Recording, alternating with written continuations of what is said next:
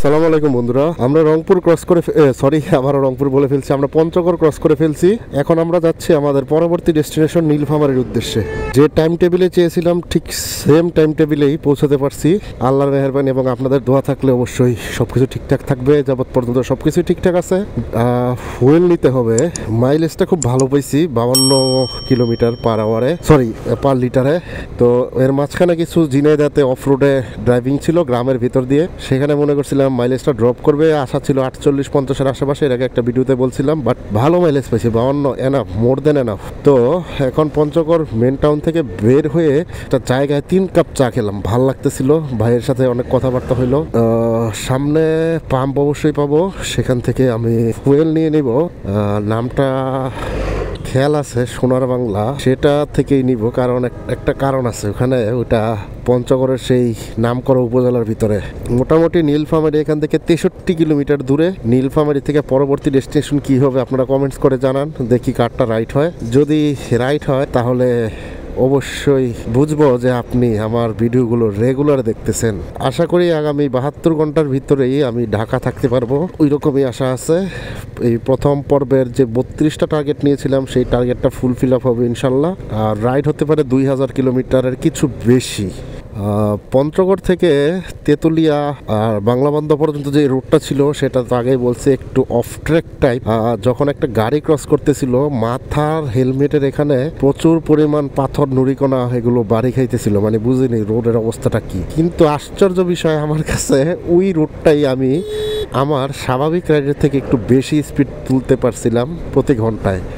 সেটা হয়তো বা টাইম টেবিল মেনটেন করার জন্য, হয়তো বা একটু খোলামেলা রোড পেয়েছিলাম, সেজন্য। তেল নিয়ে নিতে হবে। সামনে এটা কিসের বাগান, খুব সুন্দর লাগতেছে, কালার গাছ, মনে হয়তো লিচু বাগান, না সরি, লিচু বাগান না, একটু দেখে নেই ভালো করে। যাই হোক, রং বেরঙের পাতা ধরে আসছে, ভালোই লাগতেছে। রোড টু নীলফামারী শুরু করে দিয়েছি। এখন আমরা নীলফামারী জেলার নামকরণের ইতিহাস সংক্ষিপ্তভাবে এবং দর্শনীয় স্থানসমূহের কিছুটা বিবরণ জেনে নেই, সংক্ষিপ্ত বিবরণ আর কি। আশেপাশের দৃশ্যগুলো দেখতে থাকি। চলুন এবার আমরা জেনে নেই নীলফামারী জেলা সম্পর্কে সংক্ষিপ্ত কিছু তথ্য। নীলফামারী জেলা বাংলাদেশের উত্তর পশ্চিমাঞ্চলের একটি জেলা, দ্বিতীয় স্তরের প্রশাসনিক ইউনিট। এটি রংপুর বিভাগের বাংলাদেশের 8টি বিভাগের একটি, যা 2010 খ্রিস্টাব্দের 25 জানুয়ারিতে 7ম বিভাগ হিসাবে গঠিত হয়। এ জেলার সদর বা রাজধানীর নামও নীলফামারী। নীলফামারী জেলার উত্তর সীমান্তে ভারতের জলপাইগুড়ি জেলা এবং অন্যদিকে লালমনিরহাট জেলা, রংপুর জেলা, দিনাজপুর জেলা ও পঞ্চগড় জেলা অবস্থিত। নীলফামারী জেলাকে নীলের দেশ বলা হয়।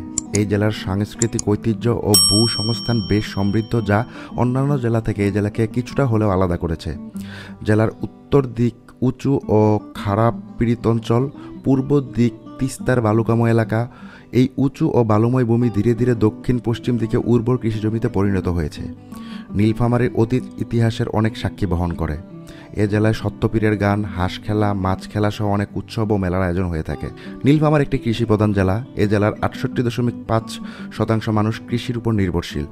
এখানকার প্রধান শিল্প বয়ন, চাল, বাঁশবেত প্রভৃতি। দারোয়ানি বস্ত্রকল এ জেলার সর্ববৃহৎ শিল্প প্রতিষ্ঠান। এছাড়াও উত্তরা ইপিজেড ও সৈয়দপুর বিসিক শিল্পনগরীর মতন শিল্প পার্কও এখানে রয়েছে। এবার জেনে নেই নীলফামারী জেলার নামকরণের ইতিহাস সম্পর্কে। 2 শতাধিক বছর পূর্বে এ অঞ্চলে নীল চাষের খামার স্থাপন করে ইংরেজ নীলকরেরা। এই অঞ্চলের উর্বর ভূমি নীল চাষের অনুকূল হওয়ায় দেশের অন্যান্য এলাকার তুলনায় নীলফামারীতে বেশি সংখ্যায় নীলকুঠি ও নীলখামার গড়ে ওঠে। 19বিংশ শতাব্দীর শুরুতে দুরাকুটি, ডিমলা, কিশোরগঞ্জ উপজেলা, টেঙ্গনমারী প্রভৃতি স্থানে নীলকুঠি স্থাপিত হয়। সে সময় বৃহত্তর রংপুর অঞ্চলের মধ্যে নীলফামারীতেই বেশি পরিমাণ শস্য উৎপাদিত হতো এখানকার উর্বর মাটির কারণে। সে কারণে নীলকরদের ব্যাপক আগমন ঘটে এই অঞ্চলে। গড়ে ওঠে অসংখ্য নীলখামার। বর্তমান নীলফামারী অঞ্চলের 3 কিলোমিটার উত্তরে পুরাতন রেল স্টেশনের কাছেই ছিল একটি বড় নীলকুঠি। তাছাড়া বর্তমান অফিসার্স ক্লাব হিসাবে ব্যবহৃত পুরাতন বাড়িটি ছিল একটি নীলকুঠি। ধারণা করা হয় স্থানীয় কৃষকদের মুখে নীলখামার রূপান্তরিত হয় নীলখামারিতে, আর এই নীলখামারির অপভ্রংশ হিসাবে উদ্ভব হয় নীলফামারী নামের। চলুন এবার অল্প করে জেনে নেই 1971 সালের নীলফামারী মুক্তিযুদ্ধের ইতিহাস। 1971 সালের 13 ডিসেম্বর নীলফামারীতে সংগঠিত ইছামতির যুদ্ধ বাংলাদেশ মুক্তিযুদ্ধের আঞ্চলিক ইতিহাসের একটি ঐতিহাসিক ঘটনা। মাউন্ট ব্রিগেডিয়ার প্রয়াত PN কাতপালিয়া এবং একুশ রাজপুত ব্যাটালিয়নের লেফটেন্যান্ট কর্নেল SG ডালবি সাহেবের সঙ্গে আলাপচারিতা ও গবেষণার লক্ষ্য সাক্ষাৎকার গ্রহণের মাধ্যমে তাদের দেওয়া তথ্যের ভিত্তিতে ইছামতির যুদ্ধ সম্পর্কে একটি সংক্ষিপ্ত ধারণা দেওয়ার চেষ্টা করছি মাত্র। মিত্রবাহিনীর ৭১ মাউন্ট ব্রিগেডিয়ার PN কাতপালিয়ার টার্গেট ছিল দ্রুততম সময়ের মধ্যে সৈয়দপুর ক্যান্টনমেন্ট দখল করা। সেই লক্ষ্য সামনে রেখে তিনি যুদ্ধের জন্য প্রস্তুতি নিয়ে ৩ ডিসেম্বর ১৯৭১ সালে ভারতের শিলিগুড়ি থেকে ঠাকুরগাঁও ও পঞ্চগড় দখলের পর রাতভর প্রচণ্ড গোলাবর্ষ করতে থাকেন। যুদ্ধ চলা অবস্থায় পাক সেনারা ঠাকুরগাঁও থেকে পিছু হটতে থাকে। পরিস্থিতি বিবেচনা নিয়ে পাক সেনাদের কিছু অংশ সৈয়দপুর ক্যান্টনমেন্টে ফিরে যায়। ৪৮ পাঞ্জাবের কিছু সেনা সদস্য ও অফিসার জীবন বাঁচানোর জন্য পিছু হটে দিনাজপুরের খানসামায় অবস্থান নেয়। খানসামা থেকে নীলফামারী অল্প দূরত্ব বিবেচনায় সামনের দিকে ধাবমান মিত্রবাহিনী নীলফামারী সীমান্তে ইছামতি নদীর তীরে প্রবেশ করে। ভারতের ৩৩ সৈন্যদলের GOC লেফটেন্যান্ট জেনারেল ML থাপানের অধীনে ৭১ মাউন্টেন ব্রিগেডের ব্রিগেডিয়ার PN কাতপালিয়া দিনাজপুর জেলার খানসামা থেকে নীলফামারীতে দারোয়ানির অদূরে ইছামতি নদীর ব্রিজের পাশে একটি যুদ্ধে অংশগ্রহণ করেন। ১৩ ডিসেম্বর ২১ রাজপুত ব্যাটালিয়ন কর্তৃক খানসামা বিজয়ের পর তাদের প্রতি নির্দেশ হল সৈয়দপুরের খানসামা দারোয়ানি সড়ক অক্ষ বরাবর ধেয়ে আসতে থাকা ৭১ মাউন্ট ব্রিগেডের অগ্রবাহিনী হওয়ার। পরিকল্পনাটি ছিল উত্তর পূর্ব থেকে খানসামা টু দারোয়ানি সড়ক বরাবর এবং উত্তর দিক থেকে রংপুর সৈয়দপুর সড়ক বরাবর অগ্রসর হয়ে সৈয়দপুর শহরকে ঘিরে ফেলা। ইছামতি যুদ্ধের দায়িত্ব নিল ১২ রাজপুত রাইফেলস। ভৌগোলিক কারণে একটি গুরুত্বপূর্ণ সেনানিবাস ছিল সৈয়দপুর সেনানিবাস। খানসামা থেকে সৈয়দপুর অভিমুখে মিত্রবাহিনীর যাত্রাপথে ইছামতি নদী ছিল বড় একটি প্রতিবন্ধক। শত্রুপক্ষ ইছামতি বরাবর একটা শক্তিশালী সুরক্ষিত প্রতিরক্ষা ব্যূহ গড়ে তুলেছিল। পাকিস্তানের ৪৮ পাঞ্জাব ব্যাটালিয়নের একটি প্রতিরক্ষা ব্যূহটি লোকালয়ের প্রতিরক্ষার এই দুই প্রান্ত সুসংগঠিত এবং পরস্পর নির্ভরশীল দুটি কোম্পানির সমন্বয়ে গড়ে তুলেছিল, যার একটি ইছামতি নদীর তীরে আরেকটি মোটামুটি ১০০০ গজ পূর্বে খড়খড়িয়া নদীর তীরে।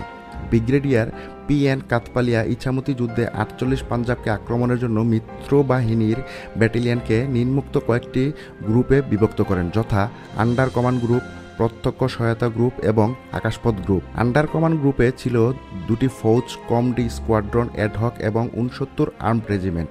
একই সঙ্গে ইছামতি যুদ্ধের জন্য প্রত্যক্ষ সহায়তায় গ্রুপের আওতায় ছিল ১ গোলন্দাজ বহরের কম ৯৮ মাউন্ট রেজিমেন্ট, ২ গোলন্দাজ বহরের কম ৫৪ মাউন্টের রেজিমেন্ট এবং ৫.৫ ইঞ্চি মাঝারি বন্দুকধারী সাবেক ৪৬ মিডিয়াম রেজিমেন্ট ফৌজ। শুধু তাই নয়, বরং আকাশপথ গ্রুপসের আওতায় ছিল অন ডিমান্ড ক্লোজ সাপোর্টের ৩টি শর্টি এবং হেলিকপ্টার বাহিত অন ডিমান্ড আকাশ পর্যবেক্ষণ কেন্দ্র। খানসামা দারোয়ানি সড়কের ব্রিজ এলাকা থেকে ১৩ ডিসেম্বর বিকেল ৪টায় আক্রমণ শুরু হয়। ভ্যানগার্ড ছিল ২১ রাজপুত ব্যাটালিয়নের একটি কোম্পানি। ১৪ ডিসেম্বর দুপুর ২টা পর্যন্ত পাকিস্তান সেনাদের কোনো সাড়া শব্দ পাওয়া গেল না। ভ্যানগার্ড এবং সাজোয়া বাহিনীর অগ্রবর্তী অংশগুলো জঙ্গল থেকে বের হওয়ার সঙ্গে সঙ্গেই ইছামতি ব্রিজ থেকে শত্রু বাহিনীর পক্ষ থেকে স্বয়ংক্রিয় এবং কামান বিধ্বংসী ভারী গোলাবর্ষণ শুরু হলো। ভ্যানগার্ড বাহিনী তাৎক্ষণিকভাবে আক্রমণের নিশানা নির্ধারণ করে ফেলল এবং ইছামতি দখলের পরিকল্পনাও সেরে নেওয়া হলো। পাকিস্তানি বাহিনীর গোলাবর্ষণের ধরন, মাত্রা এবং মোতায়েনকৃত সেনার সংখ্যা থেকে ৭১ মাউন্ট ব্রিগেডিয়ার অধিনায়ক ব্রিগেডিয়ার PN কাতপালিয়া ধারণা করলেন মোটামুটি এক কোম্পানি মানে ৮০ থেকে ১৫০ জন সৈন্য এবং তার সহযোগী গ্রুপস নিয়ে তারা অবস্থান নিয়েছিল। পাকিস্তানি সেনাবাহিনী সুরক্ষিত বাংকারের ভেতর থেকে আক্রমণ করছিল। কাতপালিয়া বুঝতে পারলেন শুধু সামনে থেকে আক্রমণ করে কোনো ফায়দাই হবে না। উত্তর দিক থেকে ব্যাটালিয়নদের একটি ক্ষিপ্র আক্রমণের পরিকল্পনা ছিল তার, কিন্তু কিছু বাস্তবসম্মত কারণে তাদেরকে অগ্রসর হতে নিষেধ দিয়েছিলেন ব্রিগেডিয়ার PN কাতপালিয়া। সেই কারণগুলোর মধ্যে অন্যতম ছিল মিত্রবাহিনীর মাউন্ট গানগুলো অতটা দূরপাল্লার ছিল না। এদিকে মিত্রবাহিনীর ইঞ্জিনিয়াররা খানসামা দখলের পর তখন পর্যন্ত বুড়ি তিস্তার উপর একটি ভাসমান সেতু বানানোর প্রক্রিয়াধীন ছিল, ফলে মিত্রবাহিনী নদী অতিক্রম করতে পারত না। মিত্রবাহিনী আকাশ পর্যবেক্ষণ কেন্দ্র থেকে জানিয়েছিল যে নীলফামারী মহকুমায় ইছামতির ১০ কিলোমিটার দক্ষিণে দিনাজপুর জেলার পাকেরহাট শত্রুপক্ষের একটি সেনাবহরের গতিবিধি লক্ষ্য করা গেছে। পাকিস্তান সেনাবাহিনীর একটি বহর পাকেরহাট থেকে খানসামার দিকে আসছিল, ফলে ইছামতি ব্রিজের দক্ষিণ প্রান্ত বিপজ্জনক হয়ে উঠেছিল। এই তৎপরতা মোকাবেলায় ব্রিগেডিয়ার কাতপালিয়া ৫ জন গ্রেনেডিয়ারকে পাকেরহাট সুটিয়াপাড়া দারোয়ানি রেল স্টেশন বরাবর রেললাইন ধরে রাজপুত রাইফেলসের দক্ষিণ অংশের প্রতিরক্ষা উদ্দেশ্যে পাঠিয়ে দিয়েছিলেন। এরপর মিত্রবাহিনী যুদ্ধের একটি গুরুত্বপূর্ণ কৌশল গ্রহণ করল। বিদ্যমান পরিস্থিতি বিবেচনা করে 21 রাজপুত ব্যাটালিয়ন 10 নম্বর সীমানা পিলারের কাছে টার্ন ইন নিল, যাতে পাকিস্তানি সেনাবাহিনী 48 পাঞ্জাব ব্যাটালিয়নের গতিবিধি, তৎপরতা ও স্থাপনাগুলোর অবস্থান সম্পর্কে বিস্তারিত তথ্য সংগ্রহ করা যায় এবং সুনির্দিষ্ট 2 ধাপে একটা সর্বাত্মক আক্রমণের পরিকল্পনা সফল করা যায়। প্রথম ধাপে ডি কোম্পানির ইছামতি ব্রিজ এলাকা দখলে নেবে। পরবর্তী সময়ে দ্বিতীয় ধাপে 13 এলাকা দখলে নেবে সি কোম্পানি। ইছামতির পাশে বি কোম্পানি রিজার্ভে রেখে দিয়েছিল ব্রিগেডিয়ার PN কাতপালিয়া। একই সঙ্গে এক প্লাটুন ছোট একটা কোম্পানিকে দায়িত্ব দেওয়া হলো যুদ্ধের দিক নির্ধারণ করে পর্যবেক্ষণের ভিত্তিতে কাছাকাছি একটি স্থান থেকে গোলাবর্ষণে সহায়তা করার জন্য।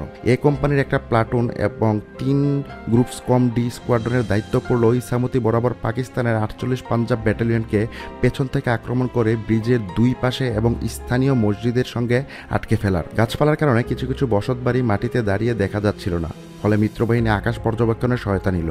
পাশাপাশি বি কোম্পানির পক্ষে FUP এর সংগঠিত হওয়ার স্থান নিরাপত্তা নিশ্চিত করতে সময়ের প্রয়োজন ছিল, কারণ এর জন্য একটা কঠিন এবং অরণ্য ঢাকা দুর্গম অঞ্চল বরাবর অ্যাপ্রোচ মার্চ করতে হতো। সে যাই হোক, পরিস্থিতি গতিময় এবং PN কাতপালিয়ার নির্দেশনায় সেনা সদস্যরা 1 ঘন্টার মধ্যে এসে পৌঁছল এবং ঠিক 10টায় যুদ্ধক্ষেত্র অবস্থান নিল। যুদ্ধের পরিকল্পনা অনুযায়ী ডি কোম্পানি প্রথম ধাপের আক্রমণ শুরু করলো 48 পাঞ্জাবের বিরুদ্ধে। পাঞ্জাব ব্যাটালিয়ন সাংঘাতিক ক্ষিপ্রতার সঙ্গে প্রতিরোধ গড়ে তুলল এবং উভয় পক্ষ প্রাণপণ যুদ্ধ চালালো। প্রায় 30 মিনিট পরেই PN কাতপালিয়ার নেতৃত্বে মিত্রবাহিনী অক্ষত অবস্থায় ইছামতি ব্রিজ দখল করে নিল। মিত্রবাহিনীর আক্রমণের তীব্রতা এতটাই ছিল যে 30 মিনিট পরে 48 পাঞ্জাব কর্তব্য বিমূঢ় হয়ে পড়ল। এক পর্যায়ে পাক সেনারা দ্রুতই খড়খড়িয়া নদীর দিকে গিয়ে আশ্রয় গ্রহণ করতে বাধ্য হলো। ফলে ইছামতির প্রান্তরে আর দ্বিতীয় ধাপের আক্রমণের প্রয়োজন হলো না মিত্রবাহিনীর। ইছামতি নদীর তীরে পাক বাহিনীকে পরাস্ত করার মধ্য দিয়ে ইছামতি যুদ্ধের অবসান ঘটল। পাক সেনারা এই যুদ্ধে বিজয়ের লক্ষ্যে সর্বশক্তি দিয়ে চেষ্টা করলেও পরাজিত হয়। নীলফামারীর গ্রামীণ জনপদে প্রচণ্ড শীতের মধ্যে দিনের শেষ ভাগে সূর্যাস্তের পূর্বে গোধূলি লগ্নে একটা মল্ল যুদ্ধই সম্পন্ন হলো। পাকিস্তানের 48 পাঞ্জাব ব্যাটালিয়নের অনেক সৈন্য মুহূর্তে হতাহত হয়ে মাটিতে লুটিয়ে পড়ল।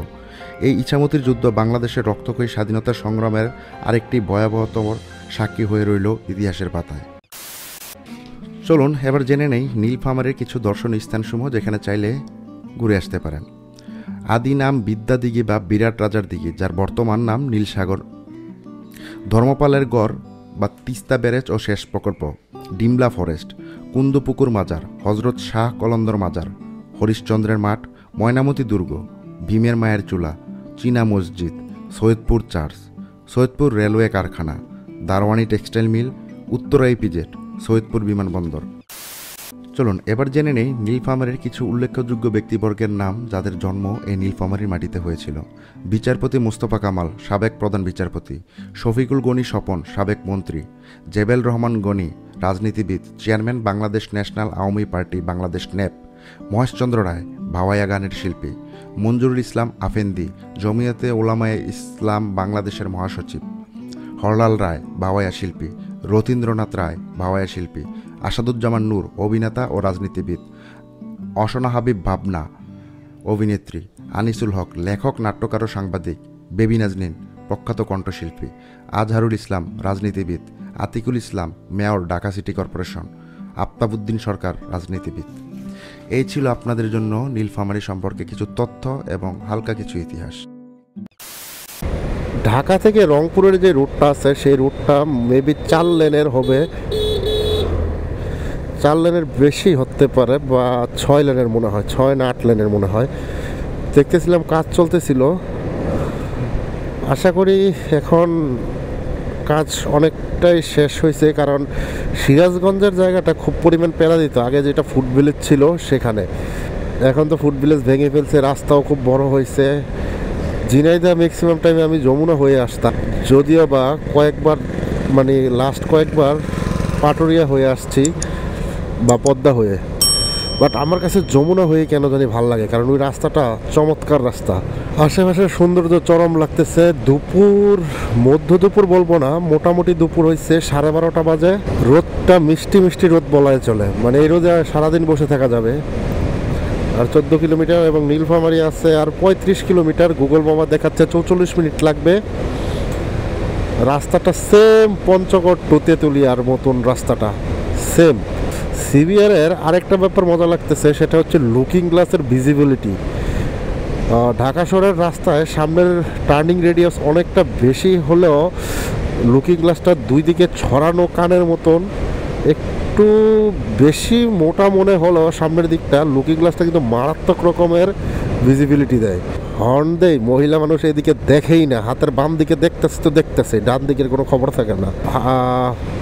নামাজের সময় কাছাকাছি আসছে, মানুষের আনাগোনাও রাস্তাঘাটে কমে যাচ্ছে, একদম গ্রামের ভেতর দিয়ে যাচ্ছি, আশেপাশে ঘনবসতি নেই, হালকা পাতলা বাড়িঘর, যেখানে আছে আছেই, যেখানে নাই নাই। যদিও ঠান্ডাটা কোনোভাবেই ভালো হচ্ছে না, এমন পর্যায়ে চলে গেছে ঠান্ডাটা, রাত্রে নাক পুরো বন্ধ হয়ে আসে। ওই ড্রপটা দেওয়ার পর হালকা পাতলা ঠিক হয় মোটামুটি কোনো রকম, বাট খাবারের কোনো স্বাদ পাচ্ছি না। যদিও খাবার নিয়ে আমার ওই রকম কোনো কমপ্লেন কখনোই নেই বা কখনোই ছিল না, কারণ আমি অতটা পেটুক মানুষ না, আমার চাহিদা খুব সীমিত, আমার একটা তরকারি হলেই হয়। সো ওই ব্যাপারে কোনো কমপ্লেন নেই। But different taste, different area, different মানুষের হাতের রান্না, সব কিছু ডিফারেন্ট হওয়ার কারণে পেটের অবস্থাটা খুব কাহিল। পেট বলতেছে রে ভাই কত রকমের খাবার রে ভাই, সে কারণে হয়তো বা পেট বেটা খুব যন্ত্রণায় আছে। আপনারা ক্ষমা সুন্দর দৃষ্টিতে দেখবেন, মাঝে মধ্যে অন্যরকম কিছু আওয়াজ আসার জন্য আর কি। ঠান্ডার ব্যাপারে খুব কি বলবো আর, ঢাকা এখান থেকে 407 কিলোমিটার দূরে। আমি ঢাকা ঢুকবো বাট অনেকটা ঘুরিয়ে পেঁচিয়ে ঢুকবো, ঠিক আছে, সেজন্য ডিস্টেন্সটা আরও বাড়তে পারে। সব জায়গায় মেবি 600 650 হবে, আর তাহলে অবশ্যই আমার 2000 কিলোমিটার হয়ে যাবে। যদিও আমার স্টার্টিং পয়েন্ট এবং যে দিক দিয়ে ঢুকেছিলাম সেটা নিয়ে অনেকের মতৈক্য থাকতে পারে, বাট আমি আমার সুবিধার জন্য আমার মতন করে ঢুকেছি। দেবীগঞ্জ 3 কিলোমিটার, পাকড়িতলা, সামনে স্কুল আছে, যদিও আজকে স্কুল বন্ধ, তারপরেও স্কুল যেহেতু আছে বাজারটা থাকাটাই স্বাভাবিক। একটা ব্যাপার লক্ষ্য করলাম, এই উত্তরবঙ্গের দিকে প্রচুর পরিমাণ চাউলের কল আছে, নওগাঁ, তারপর পঞ্চগড়, তারপর চাপাইতে চাউলের কল হিউজ পরিমাণ। বন্ধুরা আমরা ঢুকে পড়েছি নীলফামারী জেলাতে, আমাদের পাও পড়ে গেছে। সিগনেচার পিকচারটা তুলেই কথা বলা শুরু করে দিলাম। আর মাত্র 25 কিলোমিটার দূরেই নীলফামারী সদর। গুগল ম্যাপে দেখাচ্ছে আর 30 মিনিটের মতন লাগবে। আমার টার্গেট অনুযায়ী সঠিক সময় যাচ্ছি। রাস্তাটা এখন মসৃণ হয়েছে, এখন একটু মেকআপ লাগানো, তখন মেকআপ ছাড়া ছিল। যাই হোক, সব কিছুই ঠিকঠাক আছে আলহামদুলিল্লাহ। বাকিটুকু দেখা যাক কি হয় সামনে। নীলফামারী নীল সাগর, পাগলার বাজার। কত পাগলা যে বাংলাদেশে আছে, এই পাগলা সেই পাগলা, ল্যাংটা পাগলা, মানে ওই পাথরের কোনা টোনা এগুলোর উপর দিয়ে চালাতে একটু অন্যরকম লাগে। মানে পঞ্চগড় পর্যন্ত ওই রকম রাস্তাই ছিল, নীলফামারীতে ঢুকার পরে এরকম রাস্তা পেয়ে গেলাম। যাক, ভাল লাগতেছে এখন। ভুলেই গেছিলাম যে এরকম মেকআপওয়ালা রাস্তাও আছে। মানে এতটুক পরিমাণ চালাইছি মেকআপ ছাড়া রাস্তায়, মানে ব্রণ পরা রাস্তায়, যে ভুলে গিয়েছিলাম যে এত সুন্দর রাস্তাও আছে। দেখুন কি পরিমাণ আলু চাষ হইতেছে, তারপর আলুর দাম এত রে ভাই। বাংলাদেশের সিন্ডিকেট, ব্যবসায়ীদের সিন্ডিকেট। 2 দিন আগে বউ বলতেছিল, 3-4 দিন আগে বউ বলতেছিল যে সয়াবিন তেল নাকি খুঁজে পাচ্ছে না। শালার কি একটা অবস্থা দেশের। দেখুন কি পরিমাণ আলু চাষ হইতেছে, আশেপাশের দৃশ্যগুলো। আপনাদের কি কোনো বৈচিত্র্য মনে হয়েছে? এই যে যতগুলো ভিডিও আমি শেয়ার করছি, এক একটা এলাকার ভিতরে, মানে এক একটা এলাকার সৌন্দর্যের ভিতরে কোনো বৈচিত্র্য পাইছেন? বা দৃশ্যের ভিতরে, গ্রামের দৃশ্যপটের ভিতরে বৈচিত্র্যটা ভাষার দিকে একটু বেশি, গ্রামীণ সৌন্দর্যের দিকে বৈচিত্র্য ততটা বেশি না। সেটা প্রত্যেকটা গ্রামে একই রকম আমার কাছে মনে হয়েছে।